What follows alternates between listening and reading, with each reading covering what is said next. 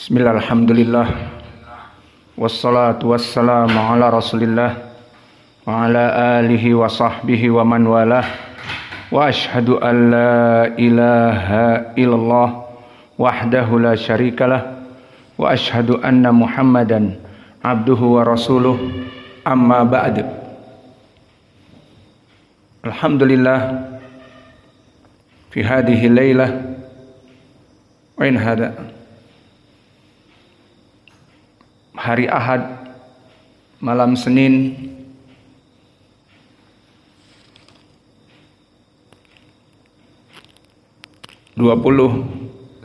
September 2024, bertepatan dengan malam ke-25 dari Rabi al-Awwal 1446 Hijriah.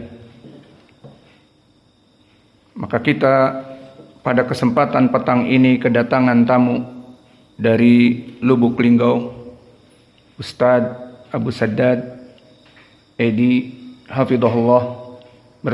Beliau datang bersama keluarga yang meniatkan untuk berziarah kepada kita, sekaligus kita bersama menuntut ilmu untuk bertemu di Daurah Asy-Syafi'iyah yang ke-12 di Pekanbaru. Maka kita katakan kepada Al-Ustadz, ahlan wa sahlan wa marhaban bikum fi Ma'had Imam Muqbil Al-Wadi'i di Darmasraya, Sumatera Barat. Ahlan bikum wa li ahlikum. Maka tidaklah seseorang yang menziarahi saudaranya karena Allah maka mempunyai keutamaan yang besar. Maka dari keutamaan seseorang yang berniat ziarah, yang memakan waktu dan menghabiskan ongkos dan menyita dari tenaga, tapi ziarah dengan tujuan karena Allah ini,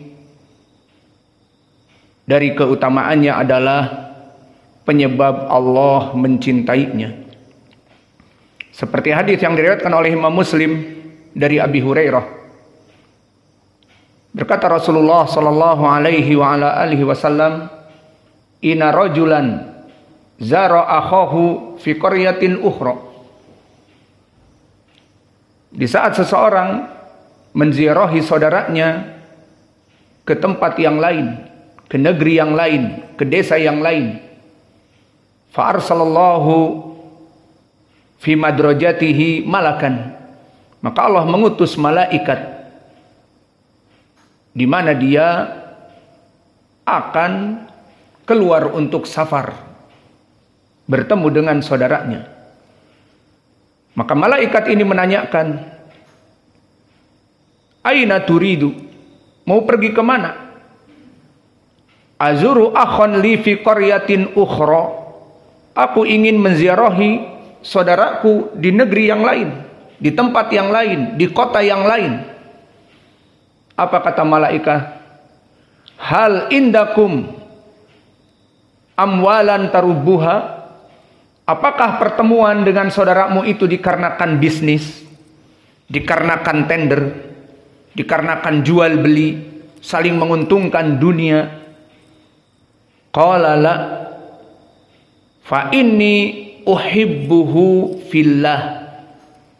Maka tidak ada tendensiku keluar dari rumahku menuju kepada rumah saudaraku hanya cinta kepada Allah.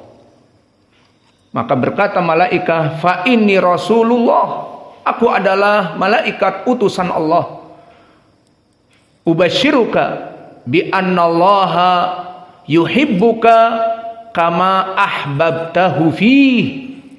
Maka aku beritahu bahwa Allah mencintai kamu dikarenakan kamu mencintai Dia karena Allah. Maka dalam hadis ini, bagaimana seorang muslim yang melaksanakan ziarah kepada muslim yang lain dikarenakan catatannya Allah, bukan karena bisnis, bukan karena urusan dunia. Maka dikabarkan bahwa Allah mencintai dia karena dia mencintai saudaranya karena Allah. Wa hunaka dalilun akhar. Di sana ada hadis yang lain. Akhrajahu Imam Malik Ibnu Anas, Imam Darul Hijrah, fi Muwatta'ihi, di kitabnya Al-Muwatta, min tariq qala Malik haddatsana Abu Hazim ibni Dinar an Abi Idris Al-Khawlani an Mu'adz ibni Jabal. Maka sanadnya sahih, semua rijalnya thiqat. Faqala Mu'adz qala Rasulullah sallallahu alaihi wa ala alihi wasallam qala Rabbuna jalla wa ala. Haditsun qudsi. Nabi meriwayatkan dari Allah, berkata Allah di hadis qudsi, wajabat mahabbati lil mutahabbina fiyya, wajabat mahabbati lil mutajalisina fiyya, wajabat mahabbati lil mutabadzilina fiyya, wajabat mahabbati lil mutazawirina fiyya.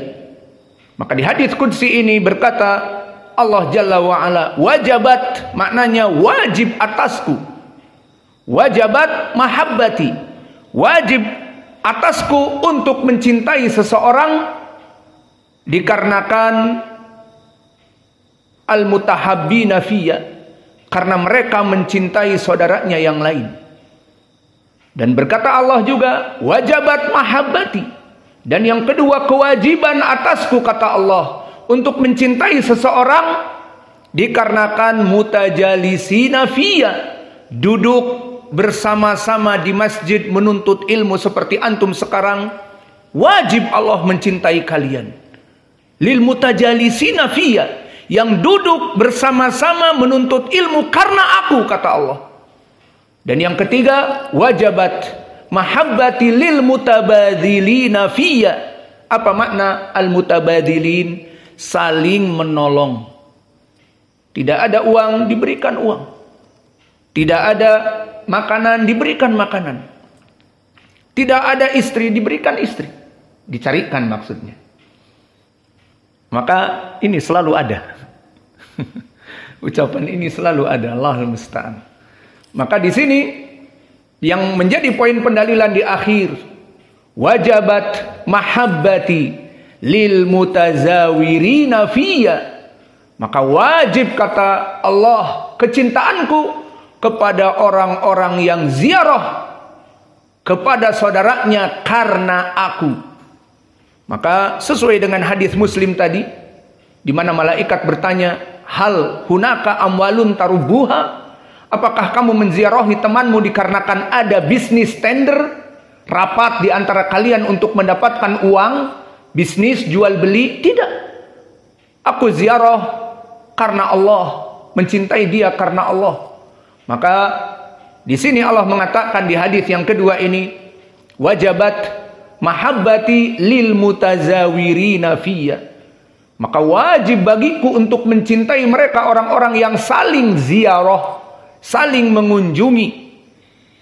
Maka dari dua hadis ini barakallahu fikum, semoga Allah menjadikan kita dicintai oleh Allah. Untuk Ustadz yang datang dari Lubuk Linggau bersama keluarganya, insya Allah masuk kepada hadis ini, meskipun tujuan akhirnya untuk menghadiri daurah dari Syekh kami Ruzaik dan Syekh kami Adil Mansur rahimahumullah, hafidhahumallah. Namun kesempatan agar bisa mendapatkan keutamaan dari saling berziarah, maka sambil lewat, sambil berziarah dan menyebabkan kecintaan kepada Allah.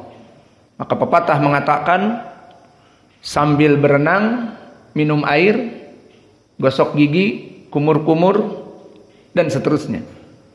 Ada misal yang lain? Ada. Banyak. Bahasa Arabnya usfurain bihajar wahid. Melempar dengan satu hajar dapat 2 burung. In English sama, 2 birds, 1 stone. Dapat 2 burung dari 1 batu. Dan di Indonesia misal ini lebih kuat. Apa? Sekali kayuh 2-3 pulau terlampaui. Lebih sakti mana? Orang Arab atau orang Indonesia? Orang Arab hanya melempar burung. Dan orang Inggris pun hanya melempar burung diartikan 2 birds, 1 stone. Namun Indonesia sekali kayuh 2-3 pulau terlampaui. Saking saktinya 2-3 pulau terlampaui. Maka di sini alhamdulillah, semoga Allah memberikan kepada kita kecintaan darinya. Jika Allah mencintai kita, maka siapa yang akan membenci kita? Allah yang menciptakan kita dan menciptakan semua orang-orang yang memusuhi kita. Maka kalau Allah mencintai kita, siapa yang akan memusuhi kita? Maka alhamdulillah, penyebab dari kecintaan Allah dengan melaksanakan ziarah sesama ahli sunnah, maka ini yang insya Allah bisa kita raih. Adapun bagi kami wajib untuk memuliakan tamu. Seperti hadis yang ma'ruf dari Jabir dan yang lainnya. Man kana yu'min billah wal yaumil akhir falyukrim jarahu, muttafaqun alaih.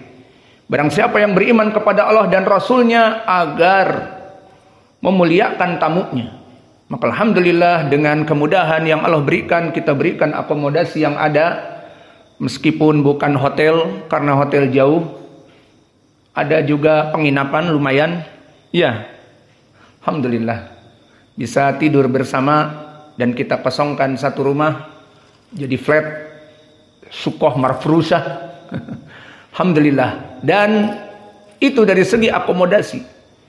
Namun kita berikan jamuan yang lebih dari itu adalah saling menasehati di antara kita. Saling memberikan ucapan-ucapan yang baik, yang mana ini pun dari pengagungan tamu kepada kita. Jadi tamu yang hadir kepada kita bukan hanya diberikan makanan, minuman, dan tempat tidur, tetapi diberikan juga wasiat yang justru dengan ini menjadi penyebab kita dalam keadaan istiqomah dan dalam keadaan bahagia. Karena Allah berfirman, ala bidzikrillah tatmainnul qulub. Maka tidaklah kecuali dengan berzikir kepada Allah, hati ini menjadi tenang. Maka ini adalah hadiah yang paling baik setelah dari hadiah-hadiah yang lain. Maka pembahasan kita malam ini setelah tadi muqaddimah bahwa tujuan kita di sini memberikan hadiah dikarenakan penyambutan tamu, dan kalimah-kalimah seperti ini adalah kalimah yang sangat baik. Maka barakallahu fikum, pembahasan kita malam ini kepada ayat yang mana ayat ini sangat dicintai oleh sahabat Abdullah ibnu Mas'ud.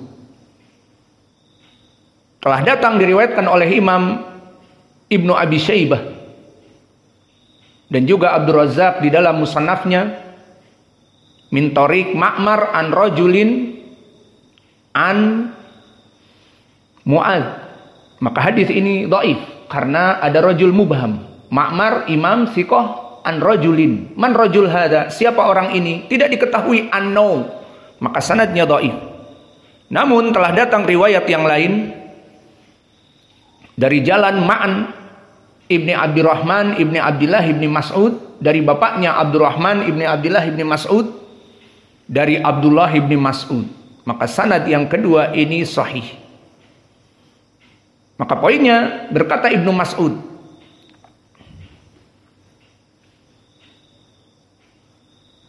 fa inni ahabbu ayatan min suratin nisa ahabbu minad dunya wa ma fiha. Maka ada di dalam surat An-Nisa ayat yang mana lebih aku cintai daripada aku diberikan dunia dan seisinya, maka ayat ini lebih aku cintai. Maka di sini pendalilan bahwa Abdullah bin Mas'ud sangat mencintai dari ayat ini, yang mana jika dia diberikan dunia dan seluruhnya dan seisinya, untuk memilih ayat ini dengan diberikan dunia, maka dia lebih memilih ayat ini.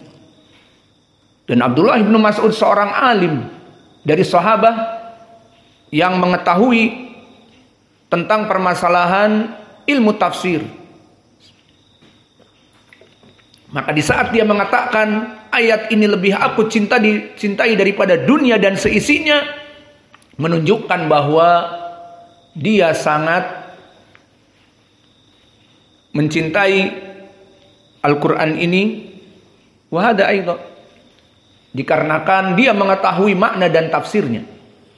Maka ayat apa yang dicintai oleh Ibnu Mas'ud? Ayat di surat An-Nisa. Maka kita berikan ayat itu. Ayat apa itu? A'udzu billahi minasyaitonir rajim min hamzihi wa nafthihi wa nafthihi. Innallaha la yaghfiru an yushraka bihi wa yaghfiru ma duna dzalika liman yasha. Maka maknanya, innallaha la yaghfiru an yushraka bihi wa yaghfiru ma duna dzalika liman yasha.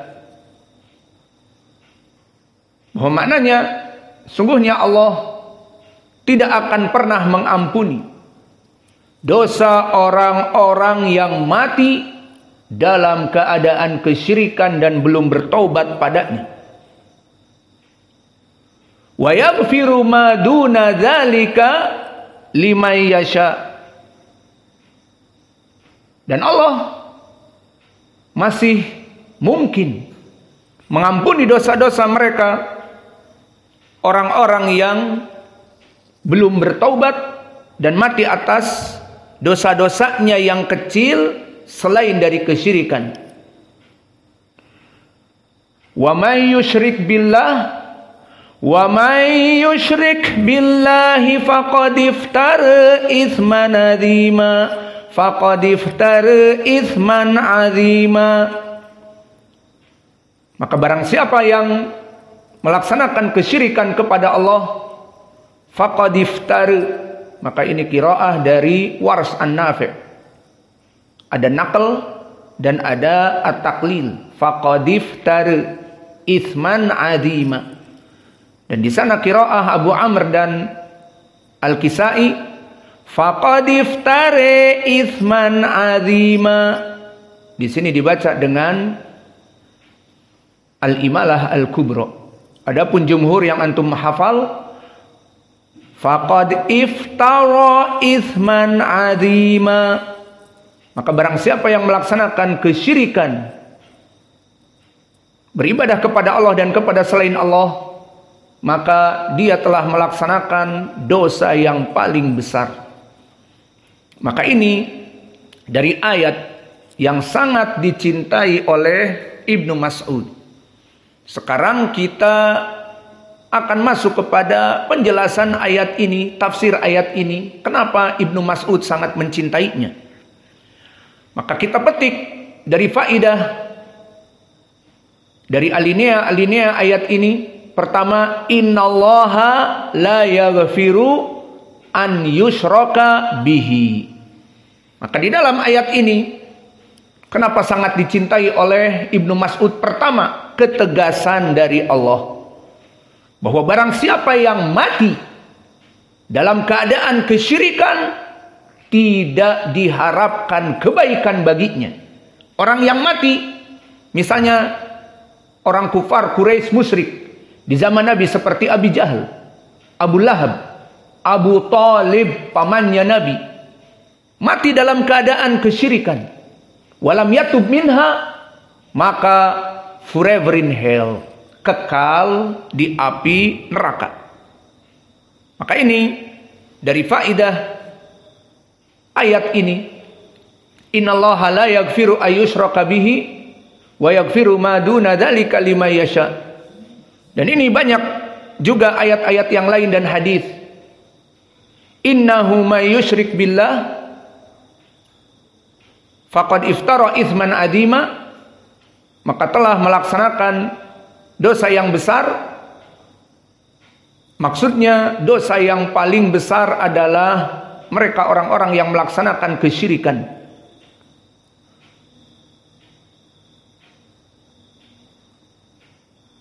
Dan di dalam ayat yang lain, wa may yusyrik billah faqad harramallahu alaihil jannah wa ma'wahun nar wa ma lidzalimina min ansar. Maka barang siapa yang melaksanakan kesyirikan kepada Allah, faqad harramallahu alaihil jannah, Allah mengharamkan surga padanya. Berarti forever in hell, kekal di api neraka. Dan juga di dalam hadis, man mata yusyriku billah dakhalan nar. Hadis muttafaqun alaih dari Ibnu Mas'ud. Maka barang siapa yang mati dalam keadaan melaksanakan kesyirikan dan tidak bertaubat kepadanya, maka forever in hell, kekal di api neraka. Maka kenapa ayat ini sangat dicintai oleh Ibnu Mas'ud? Karena ada ketegasan. Barang siapa yang mati dan melaksanakan kesyirikan dan belum taubat atasnya, ya sudah, tidak ada kebaikan baginya. Maka gambarannya di saat Abu Thalib mati dalam keadaan kesyirikan, seperti hadis Musayyib ibni Haznin, diceritakan bagaimana Abu Thalib mati dalam keadaan kesyirikan setelah didakwahi terakhir, ya am, qul la ilaha illallah kalimatun uhajjulaka biha indallah. Wahai pamanku, masuklah Islam di hari terakhir ini. Maka di sebelahnya ada Abu Jahal dan Abdullah bin Abi Umayyah. Maka keduanya memberikan kalimat-kalimat solidarnos yang menyebabkan tidak bisa masuk hidayah ke hati Abu Thalib, dan karena tidak selektif mencari teman. Maka Abu Thalib mempunyai keponakan Nabi, namun tidak bisa memberikan keponakan tercintanya ini hidayah karena tidak selektif mencari teman. Dia mempunyai the old friend, the best friend, Abu Jahal, Abu Lahab, dan Abdullah bin Abi Umayyah pada saat itu. Kedua gembong ini duduk bersama terus meskipun dalam keadaan sekarat. Maka Nabi yang mendakwahi tauhid pun tertolak mental. Dakwah yang terakhir kepada pamannya yang dicintai untuk masuk kepada surga karena salah memilih teman. Karena di setiap waktu didakwahi oleh Nabi, qul la ilaha illallah, maka kedua gembong ini memberikan kalimat solidarnos, kalimat brotherhood, kalimat rasa cinta sesama kaum, sesama perjuangan, teman-teman dekat, teman-teman perjuangan, yang mengatakan, atarghabu an millata Abdul Muttalib, wahai Abu Thalib, kamu mau ikut agama Muhammad, padahal kamu semenjak kecil dengan kita, the old friend, aku ini teman lama. Kamu akan meninggalkan di hari hayat terakhir ini agamamu dan agama kita. Kita sama-sama dulu di dari Nadwa, di tempat-tempat kesyirikan, menyembah agama Abdul Muttalib, menyembah patung berhala Lat, Uzza, Manah dan Hubal. Sekarang kamu mau meninggalkan kami karena mengikuti ucapan keponakanmu. Maka ucapan ini solidarnos, ucapan brotherhood, ucapan yang membuat persaudaraan. Maka akhirnya diulangi lagi oleh Nabi dakwah kepada tauhid, diulangi lagi ucapan solidarnos, yang akhirnya Abu Thalib melihat kepada kedua temannya setuju. Ya sudah, aku memilih agama Abdul Muttalib. Maka disebutkan di hadis, famata fa'aba an yaqula la ilaha illallah, maka meninggallah, mampuslah Abu Thalib dalam keadaan kekufuran. Maka Abu Thalib pun mempunyai anak, Ali, yang dititipkan kepada Nabi Muhammad. Dan Nabi Muhammad sangat mencintainya, sehingga dinikahkan dengan putrinya Fatimah. Maka di saat meninggal Abu Thalib dalam keadaan kekufuran, setelah didakwahi itu tidak mau, maka mati dalam keadaan kesyirikan. Datanglah Abu Thalib mengabarkan kepada Nabi Muhammad, "Ya Rasulullah, qad mata hadal kafir al-musyrik." Tidak mau dia mengatakan Abi dengan penuh hormat. Telah mati pamanmu Abu Thalib, orang yang mati musyrik. Alhasil di sini forever in hell. Maka Nabi tidak bisa memberikan hidayah dan turun ayat di surat Al-Qasas dan yang lainnya, innaka la tahdi man ahbabta walakinallaha yahdi man yasha. Maka Allah tidak bisa, atau Nabi Muhammad tidak bisa memberikan hidayah kepada siapapun yang dia inginkan, karena hidayah itu hanya milik Allah. Maka di sini menjadi penegas bahwa barang siapa yang mati dalam keadaan kesyirikan, meskipun dia adalah orang yang paling dicintai oleh Nabi, maka dia tetap kekal di api neraka. Ini ayat yang dicintai oleh Abdullah bin Mas'ud dari alinea yang pertama. Adapun di alinea yang kedua, wa yaghfiru ma duna dzalika liman yasha, dan Allah masih mengampuni bagi mereka orang-orang yang mati dalam keadaan dosa namun bukan dosa kesyirikan. Maka ayat ini menunjukkan kalimat maduna dzalik, ma manafiyah, yang selain dari dzalika. Dzalika ismun isyarah yaudu ila ma qablahu, ay innallaha la yaghfiru an yushraka bihi. Allah tidak akan pernah melaksanakan mengampuni orang-orang yang mati musyrik. Kemudian disebutkan wa yaghfiru ma duna dzalika, dan Allah masih mengampuni orang yang mati bukan dari orang yang musyrik. Maksudnya orang mati dalam keadaan dosa besar. Seseorang mati dalam keadaan mencekik botol, sakron, fly, overdosis, mati. Dan begitupun perempuan yang mati diranjang di hotel sebagai kupu-kupu malam, maka belum bertaubat, kemudian mati. Dan begitupun para pemakan riba, yang mana dia setelah menandatangani untuk penalti, memberikan uang kepada para nasabah untuk dicekik dan disembelih dari belakang, pinjam 100 juta, kemudian dibayar 5 tahun atau 10 tahun, yang diangsur tiap bulan total poinnya 160 juta. Dan dari 100 juta apakah diberikan 100 juta? Tidak, diberikan 80. Yang 20 mana? Uang administration. Maka kesimpulannya dia pinjam 80 juta, membayar 160 juta, double. Maka inilah hakikat kenapa mereka orang-orang bankir yang di zaman now lebih dahsyat lagi, di HP-HP, aplikasi minta dana dan sebagainya. Maka dengan hanya memberikan foto dari KTP, maka akan mendapatkan 20 juta. Kalau HP-nya sudah lama, 50 juta. Maka sekarang permasalahan riba sangat mudah. Tidak butuh lagi berjalan ke bank dan bertemu dengan teller, ngantri panjang. Tidak, di rumah masuk aplikasi bisa memakan riba dan dimakani riba. Dan semuanya terlaknat sesuai dengan hadis Jabir di riwayat Muslim. La'ana Rasulullah sallallahu alaihi wasallam akilu riba wa maukilah wa katibain wa syahidain.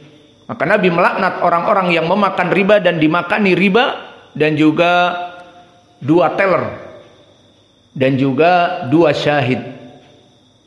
Maka mereka mati dalam keadaan dosa besar. Di dalam ayat ini wa yaghfiru ma duna dzalika liman yasha.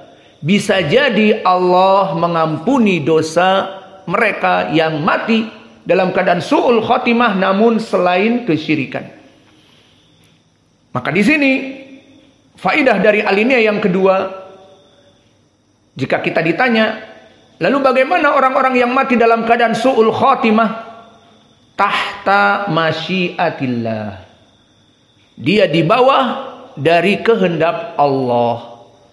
Jika Allah ingin mengampuninya dari dosa-dosa yang banyak dan mati dalam keadaan su'ul khotimah, maka tidak apa-apa. Allah yang berkenan. Allah yang menciptakan api neraka dan surga. Allah yang menciptakan manusia ini. Mati dalam keadaan selain dari kesyirikan namun full dosa, berkubang di limbah-limbah dosa dan belum bertobat dari dosanya. Namun selama bukan dosa syirik, pertama tahta masyiatillah adalah mungkin Allah mengampuninya. Mana dalilnya? Pertama ayat ini.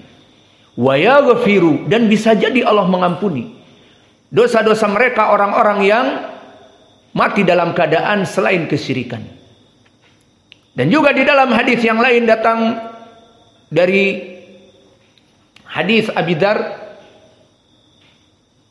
yang muttafaqun alaih, dan juga datang dari Anas, diriwayatkan oleh Imam At-Tirmidzi, yang mana maknanya man mata walam yusyrik billahi syai'a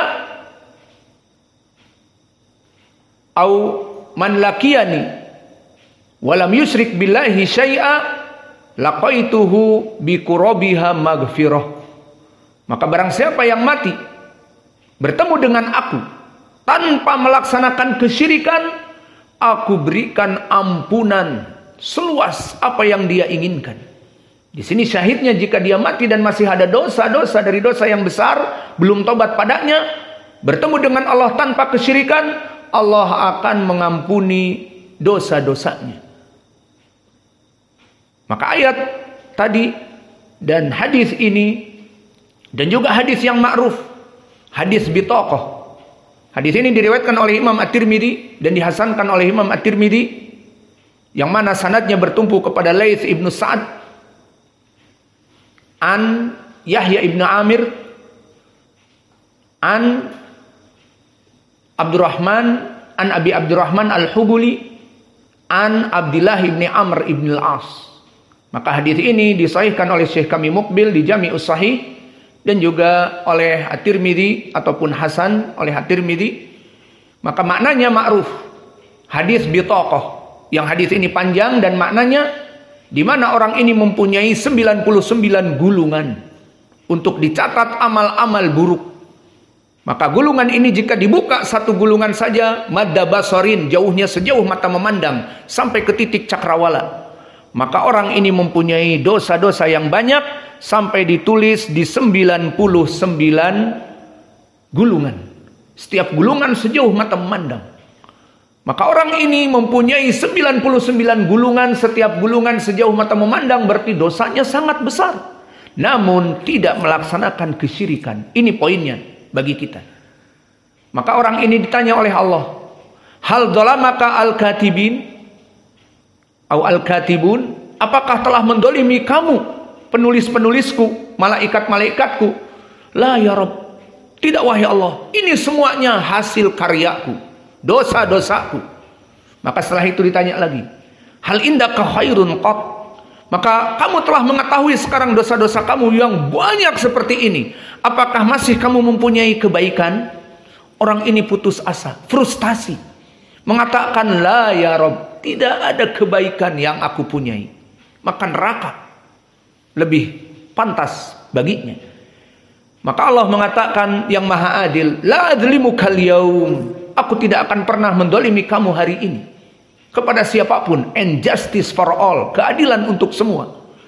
Maka dari keadilan Allah dan rahmatnya kepada muwahhidun, fa innaka khairun, maka kamu mempunyai kebaikan yang sangat besar. Apa itu? Allah mengeluarkan dari hatinya bitaqah la ilaha illallah. Maka orang-orang yang muwahhid, itu akan mempunyai kartu la ilaha illallah. Maka dikeluarkan oleh Allah kartu itu, menunjukkan orang ini tidak pernah melaksanakan kesyirikan. Dosa-dosanya banyak besar, namun tidak syirik. Beda antara dosa syirik dengan dosa yang besar. Maka disebutkan, ya Rabb, ma hadhil bitaqah, ma hadhis sijillat. Maka wahai Allah, kamu tadi bilang aku mempunyai kebaikan. Maka kebaikan apa ini? Bitaqah la ilaha illallah yang dohirnya tipis dan kecil dibanding 99 yang tertulis catatanku akan membuat berat di timbangan yang buruk. Allah berfirman, fa amma man thaqulat mawazinuh fahuwa fi 'ishatir radiyah wa amma man khaffat mawazinuh fa ummuhu hawiyah wa ma adraka ma hiya narun hamiyah. Maka disebutkan barang siapa yang timbangannya ringan kebaikannya dan lebih berat dari keburukannya, maka fa ummuhu hawiyah, dilemparkan kepada api neraka. Maka di sini apa ya Rob faidahnya? Maka Allah memerintah untuk didatangkan 2 mizan. Maksudnya 1 mizan 2 kifah, 2 timbangan. Fasijilat fi kifah wal bitaqah fi kifah. Maka lihat, ditimbang keduanya. Maka diberikanlah timbangan-timbangan dari catatan-catatan yang berat dan timbangan yang satunya lagi dari bitaqah la ilaha illallah. Namun apa yang terjadi? Rufi'atis sijillat wa suqilatil bitaqah wa ma yasqulu 'alallahi aw 'ala kalimatillahi syai'a. Maknanya maka menjadi berat bitaqah la ilaha illallah dan tidak ada yang lebih berat dari kalimat tauhid, dan menjadi ringan terangkat 99 catatan yang dohirnya berat. Maka akhirnya orang ini selamat. Maka di dalam hadis ini dan juga hadis tadi, barang siapa yang bertemu denganku tanpa melaksanakan kesyirikan, aku akan mendatangkan ampunan seluas apapun. Maka ini tadi yang kita sebutkan tahta masyiatillah. Jika Allah masih menginginkan kebaikan dari orang ini selamat dari api neraka, maka dia langsung masuk kepada surga. Diampuni. Karena apa? Banyak dosanya namun melaksanakan tauhid. Di sini tantangan bagi kita. Mau seperti itu? Ya sudahlah, berbuat dosa besar aja, yang penting tauhid. Iya, mau gitu. Kan di hadis bitaqah selamat. Kan di hadis Abi Dzar tadi, barang siapa yang meninggal bertemu denganku tidak melaksanakan kesyirikan, aku ampuni semua dosa-dosanya. Maka ahlu sunnah melihat kepada dalil-dalil seperti ini, maka apakah di sana ada dalil yang lain? Naam. Perlu diingat bahwa Allah menjamak dari sifat ar-rahmah wa sifat al-ghadab. Seperti di hadis Abi Hurairah yang telah kita lewati di kitab Tauhid, inna rahmati sabaqat ghadabi. Maka Allah mempunyai rahmah seperti tadi, bisa jadi diampuni. Namun di sana ada ghadab Allah, ada Allah marah. Dan pendalilan-pendalilan di Al-Quran banyak disebutkan duntiqam, Allah sangat keras balasannya. Wa huwa syadidul iqab. Di ayat yang lain disebutkan Allah itu sangat keras balasannya kepada orang-orang yang melaksanakan dosa-dosa besar. Maka di sini perlu diperhatikan, ada hadis-hadis juga yang lain yang menyebabkan seseorang masuk api neraka karena dosa-dosanya, meskipun dosa besar. Maka di dalam hadis misalnya Abi Hurairah yang diriwayatkan oleh Imam Al-Bukhari, kullu ummati yadkhulunal jannata illa man aba. Qila wa man ya'ba ya Rasulullah? Qala faman ata'ani dakhalal jannah wa man asani faqad aba. Maknanya seluruh Bani Adam, kaum muslimin, bukan Bani Adam, seluruh kaum muslimin itu dijamin masuk surga, kecuali mereka yang enggan. Lalu ditanya, siapa yang enggan ya Rasulullah? Mereka orang-orang yang berbuat dosa kepadaku, mereka enggan masuk surga, maka masuk api neraka. Maka ini pendalilan bahwa ada orang yang masuk api neraka, dan ummati disebutkan umatku, maka mereka masuk api neraka. Dan di hadis iftirakul ummah yang datang dari berbagai sahabat, dari Anas, dari Abi Sa'id, dari Anas, dari Abi Umamah, dan juga dari Abdullah bin Amr bin Al-As, sataftariku ummati ila 73 firqah kulluha finnar. Disebutkan akan terpecah kaumku menjadi 73 golongan, semuanya di api neraka kecuali satu yang selamat, al-firqah an-najiyah, yang dinamakan at-taifah al-mansurah, yang disebutkan di hadis hum al-jamaah dan hum ahlu sunnah, dan disebutkan ma'ana alaihi wa ashabi, apa-apa yang mereka itu ada padaku dan pada sahabatku. Maka dari sini mengetahui di sana banyak pendalilan orang-orang masuk api neraka. Maka kalau begitu lebih jelas lagi di dalam hadis, jelas orang ini masuk api neraka dan dia muslim. Hadis dari Sahal ibn Sa'ad yang panjang kita ringkas. Seseorang di peperangan berperang bersama Nabi dari sahabat. Maka berkata Sahal ibn Sa'ad, tiba-tiba Nabi menunjuki kami kepada seseorang di sana. Man arada an yangdura ila rajulin min ahlin nar falyangdur ila hada. Maka barang siapa seseorang dari kalian wahai kaum muslimin ingin melihat contoh penghuni api neraka kelak, lihat orang ini. Maka semua sahabat heran, karena orang ini sahabat yang ma'ruf dan berjihad di jalan Allah, dan malam-malamnya melaksanakan salat. Maka penuh kebaikan, bagaimana masuk api neraka? Fayatba'ahu rajul, maka diintai terus oleh seseorang.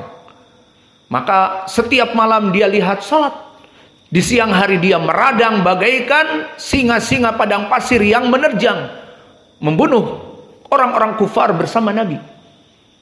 Maka keutamaan yang besar berjihad dan salat malam. Maka la yazalu bi khair, tidaklah orang ini terus-menerus dalam keadaan kebaikan, illa lama juriha fastajalal maut bidubabati sayfihi. Maka orang ini terus dalam keadaan kebaikan kecuali suatu hari dia luka, mempunyai luka yang dalam, tidak bisa kembali ke base camp. Maka akhirnya dia tertinggal di medan laga dalam keadaan sakit, luka di mana-mana, tusukan-tusukan yang dalam, namun belum mati. Maka dia fastajalal maut, suicidal, bunuh diri, menancapkan pedangnya ke arah langit, dibenamkan di pasir, kemudian dia melompat ke arah jantungnya, fa kharaja min baina katifaihi, maka keluar dari dadanya itu, masuk dari dadanya di arah kiri jantung, keluar ke tulang belikatnya, mati. Dilihat oleh sahabat ini di medan perang dalam keadaan dia tertusuk dari pedangnya. Pedangnya siapa? Pedangnya dia, bukan pedang orang lain. Maka akhirnya diadukan kepada Nabi. Apa kata Nabi? Di saat dikatakan sadaqallah atau sadaqa ya Rasulullah, telah benar engkau ya Rasulullah. Maka Nabi mengatakan, innamal a'malu bi khawatimiha, innamal a'malu bi khawatimiha. Maka sungguhnya amal yang menyebabkan seseorang masuk kepada surga dan neraka di ujungnya, the last destination, di akhirnya, di mana dia berlabuh di dosa-dosa yang besar, su'ul khotimah, di neraka.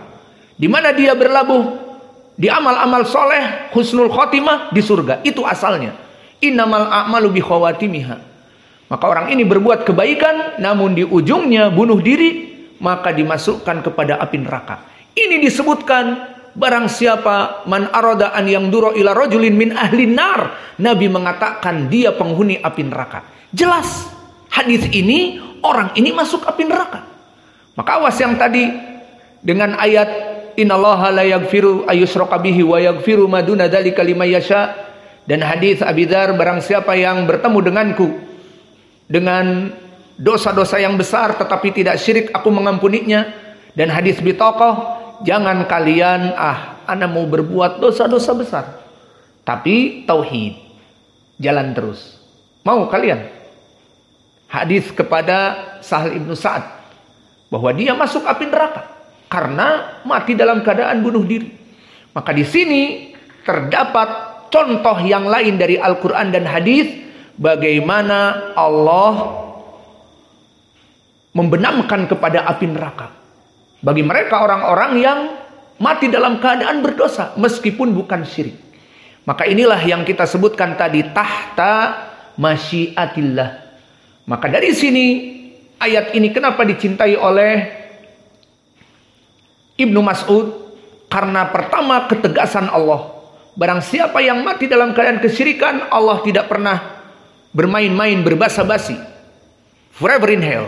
Namun jika masih dalam keadaan dosa-dosanya bukan kesyirikan, Allah masih memberikan toleransi, tapi tahta masyiatillah. Maka ayat ini ayat yang agung. Maka ini jawaban. Lalu bagaimana mereka orang-orang yang mati dalam keadaan dosa-dosa besar dan tidak dalam keadaan kesyirikan tadi? Tahta masyiatillah.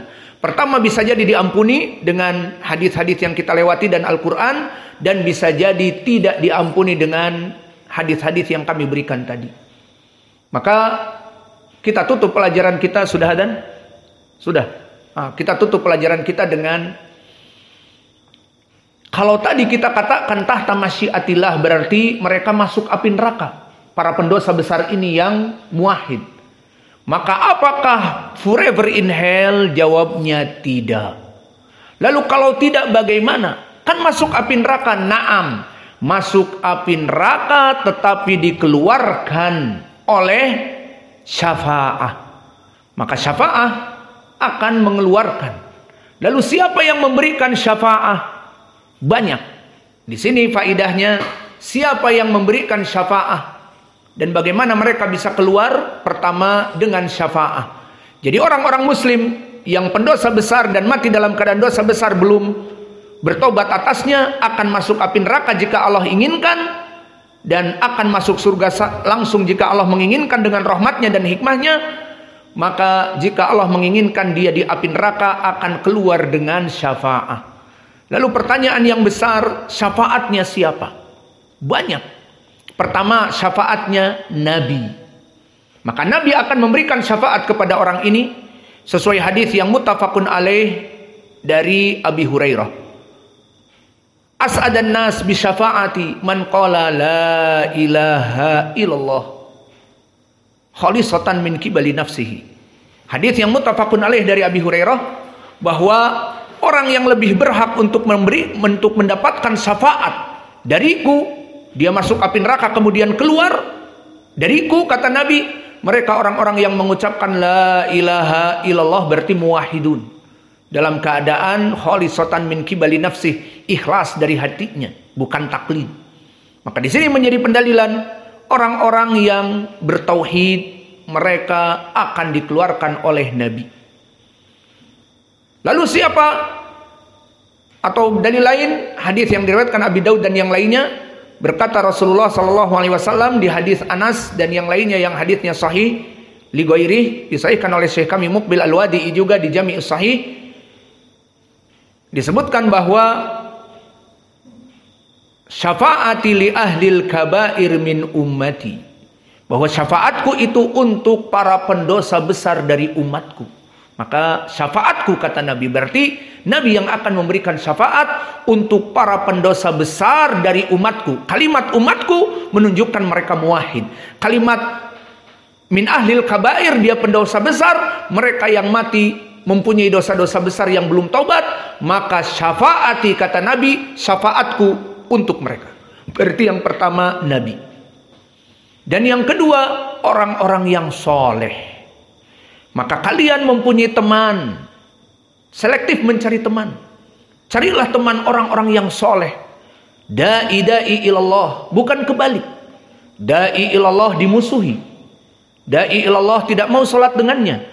Da'i ilallah disebutkan keburukan-keburukannya. Kemudian bagian orang awam bahkan yang lainnya yang manhajnya tidak genah kalau bahasa Jawa, maka diikuti. Duduk dengannya, sholat di belakangnya, ikut khutbahnya, ikut khutbah idnya, ikut ceramah-ceramahnya. Maka ini kebalik, mencari teman. Maka carilah teman orang-orang yang soleh. Karena mencari teman ahlus sunnah dan orang-orang yang soleh, mereka akan menjadikan syafaah di hari kiamat kelak. Mana dalilnya? Hadis diriwayatkan oleh Imam Muslim dari Abi Sa'idin Al-Khudri. Maka disebutkan di dalam hadis Abi Sa'id, fa innakum, maka kalian wahai kaum muslimin, asyaddu munaqashatan lillah, maka kalian akan keras pengaduannya kepada Allah. Bagi mereka kaum muslimin yang dimasukkan oleh Allah ke api neraka dikarenakan dosa-dosanya. Jadi kaum muslimin ada yang diselamatkan dari api neraka dan ada yang dimasukkan ke api neraka karena dosa-dosanya. Maka orang-orang yang muslim yang diselamatkan oleh Allah ini akan melihat kepada saudara-saudaranya yang di api neraka. Maka asyadda munasyadatan lillah, kata Nabi, kalian semua akan keras mengadu kepada Allah, tidak tanggung-tanggung mengadunya kepada Allah. Apa dikatakan? Rabbana haula yusalluna ma'ana, haula yasumuna ma'ana, haula yahujjuna ma'ana, fakaifa, maka bagaimana engkau memasukkan mereka ke api neraka? Maka sesama kaum muslimin, maka barang siapa yang mempunyai teman seorang ustadz, teman seorang alim, teman orang yang soleh, maka ini yang dijadikan teman, bukan dijauhi dan dimusuhi. Maka dia akan memberikan syafaat di saat dalam keadaan dosa-dosa dimasukkan ke api neraka. Orang-orang soleh yang disebutkan dohirnya tidak masuk api neraka, langsung masuk surga, akan mengadu kepada Allah, ya Allah, orang ini teman saya dulu dalam keadaan sholat bersama di masjid bersama ahlu sunnah, belajar bersama dengan kita, berdakwah dengan kita dan murid-murid kita. Maka kenapa engkau masukkan kepada api neraka ya Rob? Mereka sholat bersama kita. Lihat, orang-orang soleh ini meminta kepada Allah, keluarkan orang-orang ini. Dulu sholat bersama kita, dulu murid-murid kita, dulu berjuang bersama kita dalam berdakwah dan seterusnya.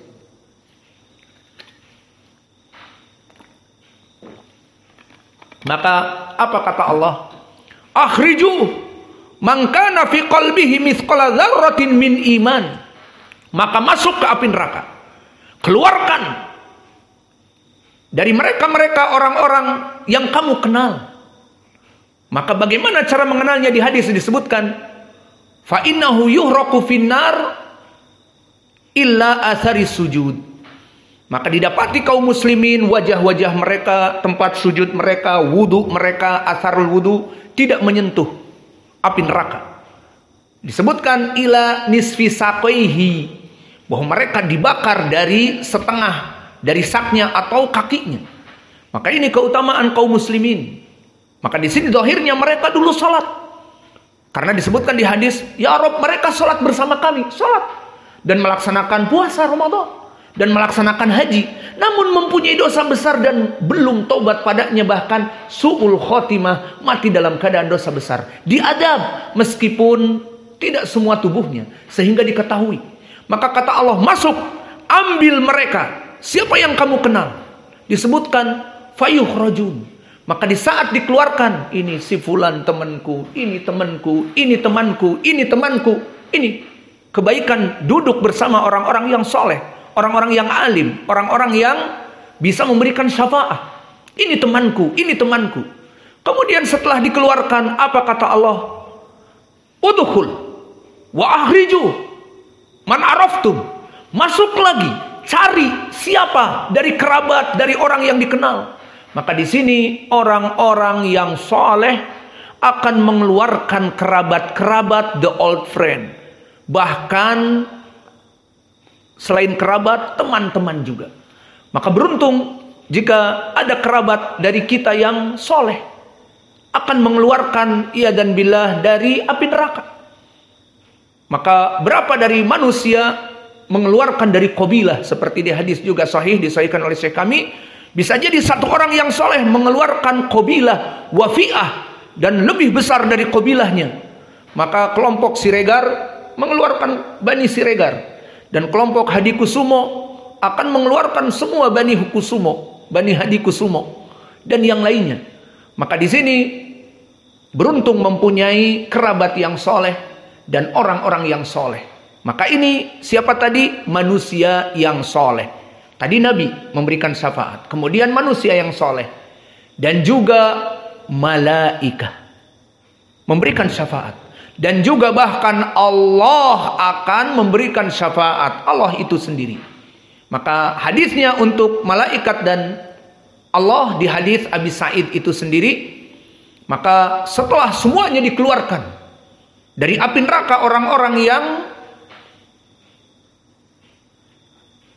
diketahui oleh saudara-saudaranya untuk dikeluarkan dari teman-temannya dulu di dunia, maka yang tersisa masih ada kaum muslimin yang tidak mempunyai orang-orang yang soleh, tidak mempunyai kerabat-kerabat orang soleh, tidak mendapatkan syafaat dari Nabi, atau tidak mendapatkan syafaat dari orang-orang yang soleh karena berteman bukan dengan orang-orang yang soleh dan ahli sunnah, akhirnya masih mendekam di api neraka.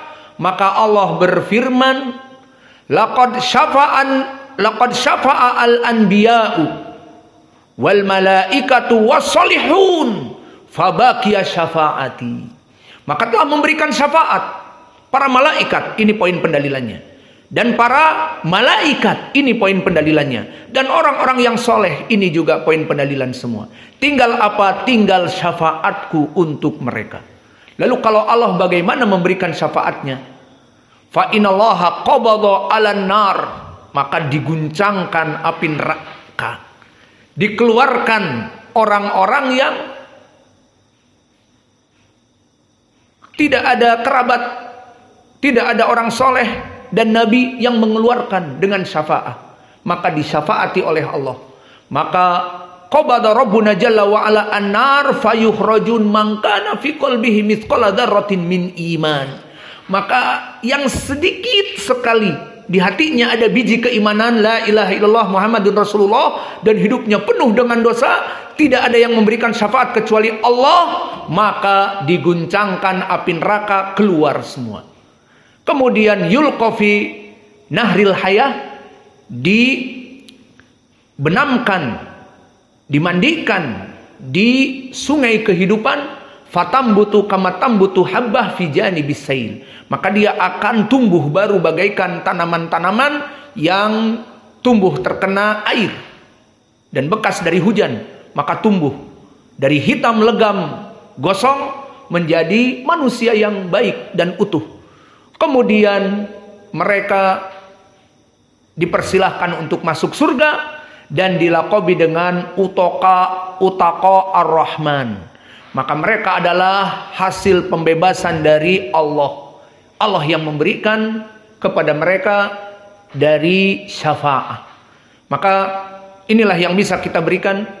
Maka kembali kepada permasalahan tadi, barang siapa yang melaksanakan ziarah untuk saudaranya, maka penyebab kecintaan dari Allah. Dan dari hadis yang kita baca tadi yang terakhir, semoga kecintaan kita kepada saudara-saudara kita, santri-santri kita, guru-guru kita, dan dai-dai sesama kita, Allah menjadikan di antara kita saling memberikan syafaat.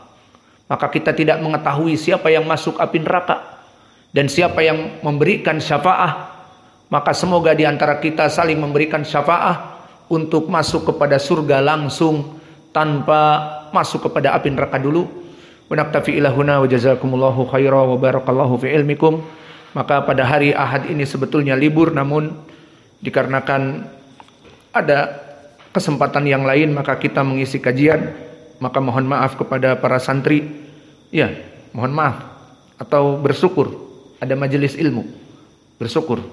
Alhamdulillah.